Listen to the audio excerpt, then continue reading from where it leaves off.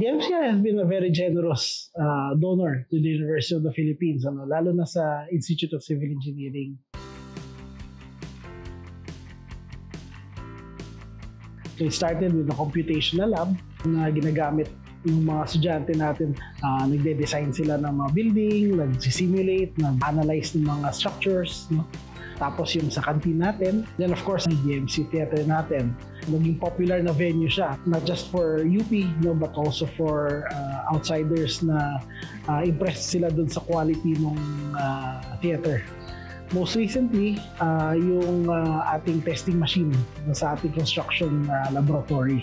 Nagagamit din ito, no, to promote civil engineering, to promote construction, to promote yung testing na technologies. So in fact, marami tayong mga visitors coming from universities across the country, as far as Ilocos, no, sa Visayas, sa Bicol, even in Mindanao, no, bumibisita sa atin. And nagagamit natin to demonstrate, no, itong mga gamit na to.